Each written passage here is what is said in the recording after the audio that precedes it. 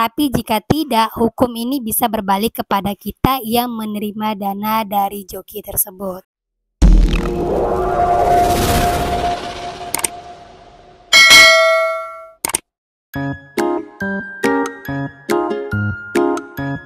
Halo, assalamualaikum warahmatullahi wabarakatuh. Apa kabar teman-teman semuanya? Semoga semua dalam keadaan sehat walafiat ya. Sudah mau menjelang weekend, semoga semuanya bisa menyelesaikan pekerjaannya pada hari ini dengan baik dan bisa weekend dengan baik pula.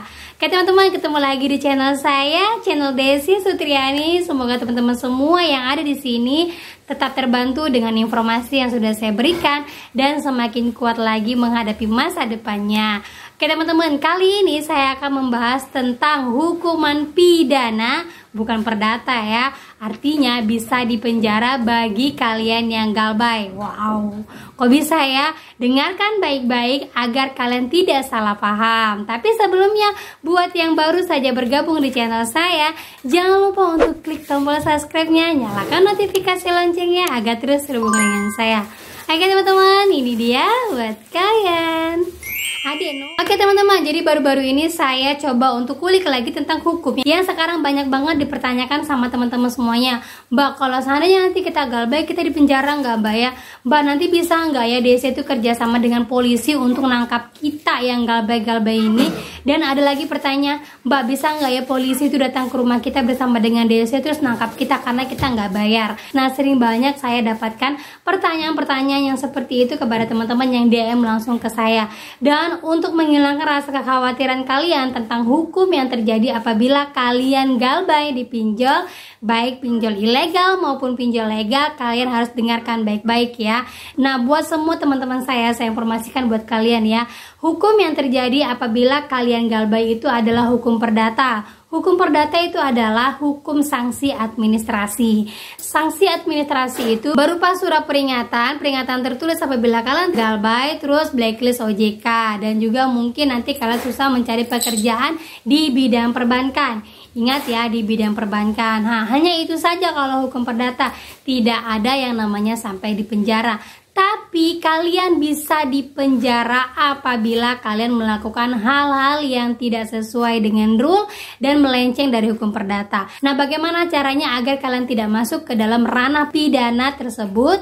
Dan apa saja yang harus kalian lakukan? Jadi saya akan bagikan sebuah kisah, semoga bisa menginspirasi kalian semuanya.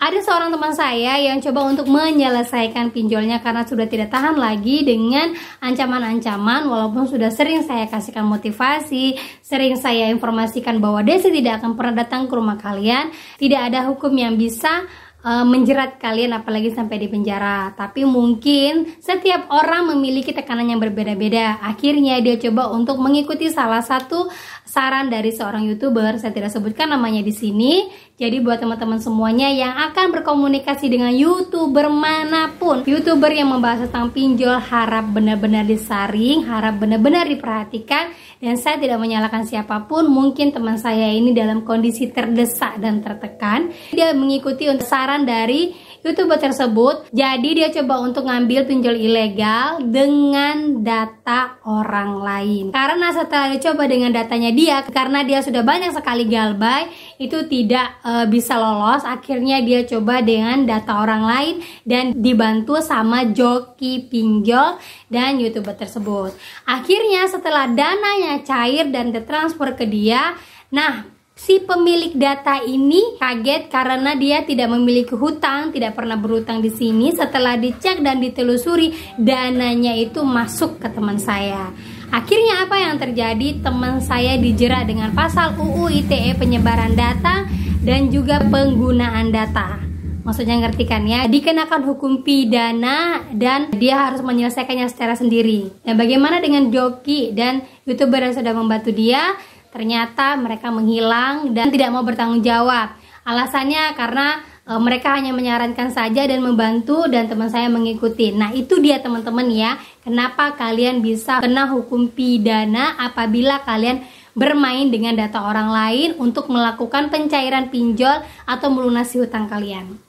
Nah itu ya teman-teman ya, kalian harus benar-benar perhatikan. Kalau kalian memang sudah tidak sanggup dengan tekanan para DC dan tidak sanggup dengan tekanan di lingkungan sekitar kalian, kalian ingin menggunakan pinjol ilegal untuk menyelesaikan segala sesuatunya, saya ingatkan sekali lagi, tetap gunakan data kalian.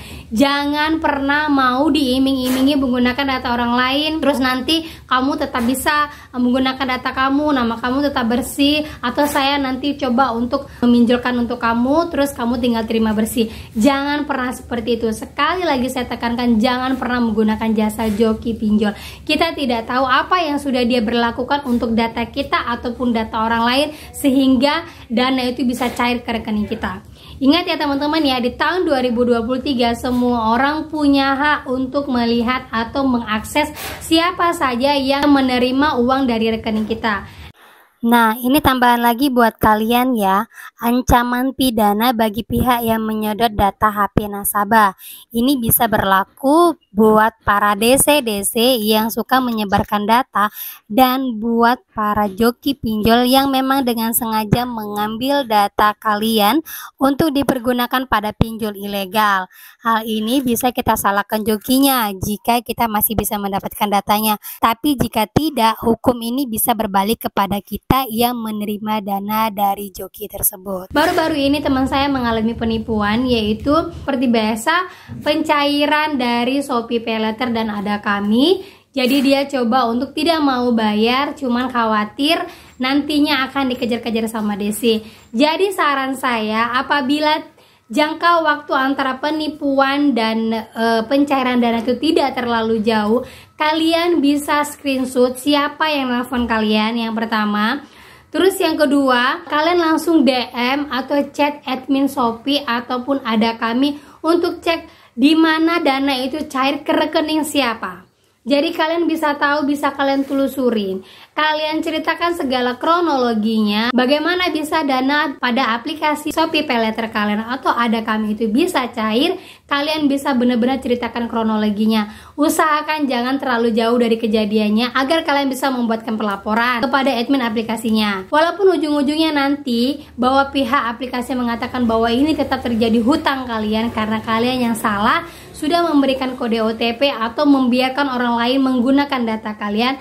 Ingat, kalian sudah melaporkan kejadiannya itu dan kalian tidak tahu bagaimana kejadiannya itu begitu sangat cepat. Jadi pelaporan kalian pada admin itu bisa kalian jadikan bukti kalian ke depannya apabila ada DC yang datang ke tempat kalian, terutama untuk di daerah Jakarta, karena Jakarta ini hampir keseluruhan aplikasi itu ada DC-nya ya teman-teman ya. Walaupun ada yang bilang di rumah saya nggak ada datang DC, di ini saya nggak ada datang DC, yakinlah mereka yang tidak datangi DC pasti mereka sudah melakukan sesuatu pada datanya, misalnya menyimpan pada datanya ataupun pada saat pengajuan mereka menggunakan data palsu. Nah, buat kalian yang merasa takut, masih kebingungan apabila diintimidasi oleh pinjol dan DC yang menagih ke rumah kalian akibat kalian gagal bayar, itu pernah ditanyakan oleh orang-orang dan jawabannya adalah tidak boleh dilakukan intimidasi. Penagihan harus dilakukan dengan tidak melanggar hukum. Terus ada lagi pertanyaan, apakah debt collector pinjol yang melakukan teror dapat dipidana? Dan jawabannya adalah dapat. Penghinaan ataupun pencemaran nama baik dapat dijerat dengan pasal 27 ayat 3 jangto pasal 45 ayat 3 UU nomor 1 tahun 2008 dan UU nomor 19 tahun 2016 dan juga UU ITE pasal 27 ayat 3. Itu ya teman-teman ya. Jadi yang bisa dipidana adalah debt kolektornya, sementara nasabahnya akan dikenakan hukum perdata. Gitu ya teman-teman ya. Ingat ya, buat kalian semuanya, saya harapkan ini pesan saya, jangan pernah menggunakan jasa joki apapun penawarannya, dan hati-hati apabila kalian ingin curhat ataupun berbagi kisah dengan para YouTuber. Jangan pernah menerima segala tawaran apapun. Cukup minta sarannya saja apakah boleh ataukah tidak. Jangan coba-coba untuk saling bernegosiasi, karena setiap manusia itu punya kelemahan dan kalian juga mungkin punya kesalahan-kesalahan, dan bisa jadi pada saat itu kalian sedang terdesak ataupun tertekan dengan DC sehingga kadang-kadang orang ingin menawarkan segala sesuatu kalian terima aja. Jadi saya tidak menyalahkan siapapun di sini, saya hanya harapkan kalian tetap pada diri kalian. Kalau kalian sanggup galbay aja, jangan takut. Kalau kalian emang tidak sanggup membayarnya, kalian bisa simpan segala data diri kalian. Gitu teman-teman ya. Oke, itu saja yang bisa saya sampaikan. Semoga bermanfaat buat kalian. Semoga kalian bisa menguatkan diri kalian lagi dan rezeki kalian lebih lancar lagi. Oke, akhir kata saya ucapkan assalamualaikum warahmatullahi wabarakatuh.